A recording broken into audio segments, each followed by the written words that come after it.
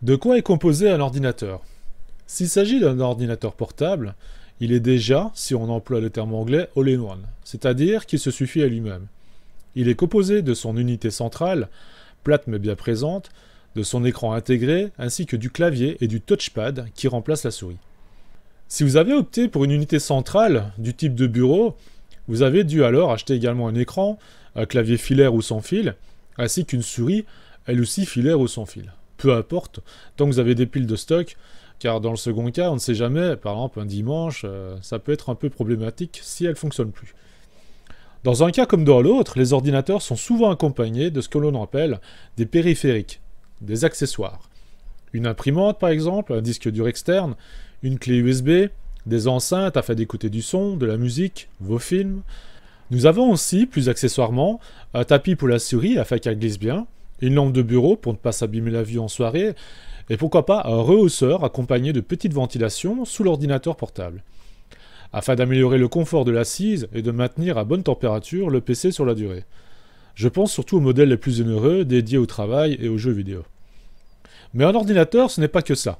Pas que des périphériques. J'ai mentionné plutôt l'unité centrale, le cœur même de l'ordinateur. De quoi est-il fait?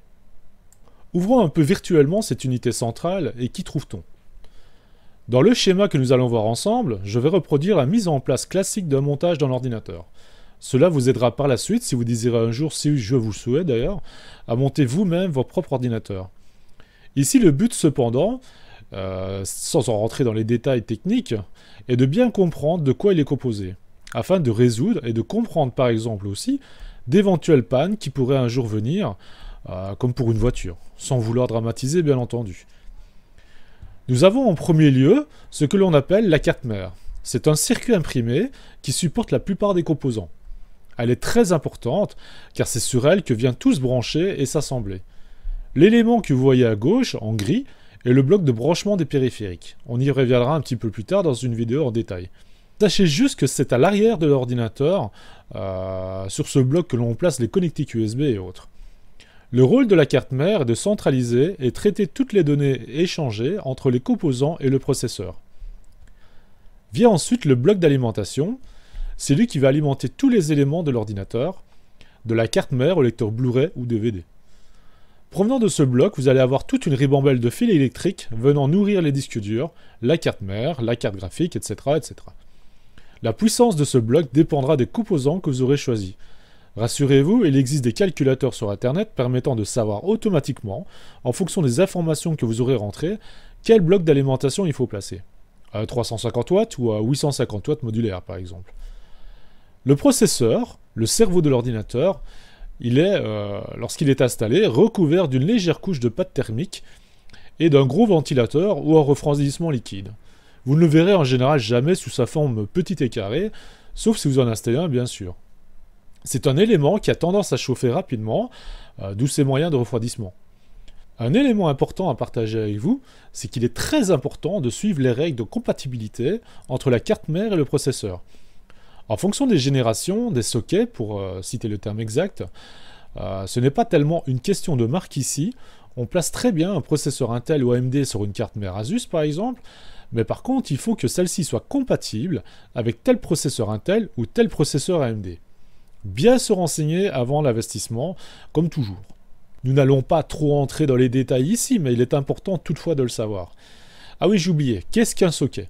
C'est un connecteur permettant de faire le lien entre le processeur et la carte mère tout simplement. L'interfacé, comme on dit plus précisément. Vient ensuite la mémoire vive de l'ordinateur, la RAM. Elle est présentée sous forme de barrettes, souvent installées par paire. Paire de barrettes de 2 gigaoctets, de 4, de 8, voire de 16 gigaoctets. Encore une fois, il est important de bien lire les caractéristiques de la carte mère afin de connaître les compatibilités.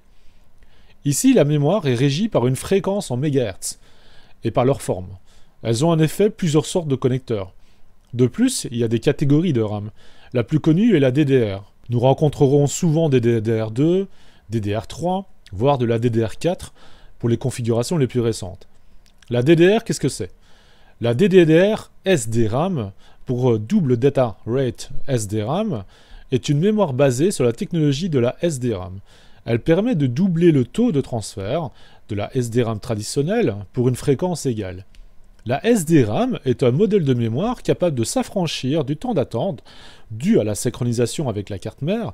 Cela permet d'avoir des temps d'accès infiniment réduits et donc une meilleure fluidité d'opération lorsque vous travaillez avec vos applications. En résumé, bien entendu, le processeur est bien plus complexe que cela, mais le but n'est pas de vous envoyer directement dans votre pharmacie afin de prendre des aspirines. La carte graphique est un élément très important elle aussi.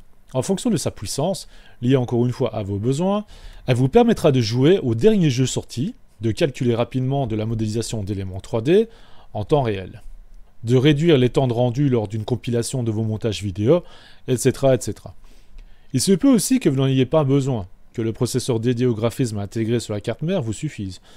Si vos besoins ne sont pas au-delà d'un usage familial, de bureautique, alors effectivement, nulle obligation d'investir dans ce type d'éléments. Le disque dur SSD, il est reconnaissable par sa petite taille, et il est en effet d'une technologie très différente du disque dur traditionnel. Il est composé d'une mémoire flash, et donc non mécanique comme le HDD traditionnel, ce qui le rend plus fiable et plus durable. Il est aussi plus cher, mais bien plus rapide. C'est en général sur celui-ci que le système, comme Windows 10 par exemple, et les principaux logiciels sont installés. Car démarrant bien plus vite, cela offre un confort supérieur et appréciable. Le HDD traditionnel sert souvent de disque dur secondaire, et en général est utilisé que pour le stockage de vidéos, de photographies, de jeux vidéo, etc. Il est de taille plus élevée, car son coût est réduit face au SSD.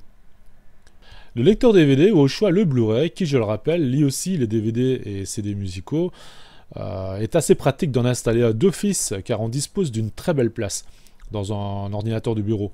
Par contre, son utilité est de plus en plus réduite. La majorité des logiciels s'acquièrent sur Internet via les licences virtuelles. Une fois acheté, vous le téléchargez et puis vous l'installez. Donc plus besoin de support de disque, je ne rentrerai pas dans le débat à savoir si le dématérialisé a du bon ou non, vu que les prix ne diminuent pas, mais comme on dit, il faut ouvrir avec son temps. Ne vous étonnez donc pas si vous achetez un ordinateur portable qui ne soit pas proposé avec un lecteur, un graveur de DVD. Vous pouvez cependant investir dans un périphérique externe permettant ce type de fonction. On en trouve facilement dans les alentours d'une quarantaine d'euros. Je n'ai pas parlé de carte son, car les cartes mères disposent d'un bon support audio, permettant le branchement d'enceintes, d'un micro et encore d'une entrée ligne. En fonction de vos besoins, vous serez peut-être obligé d'investir dans un modèle plus haut de gamme, si vous composez vous-même vos musiques par exemple.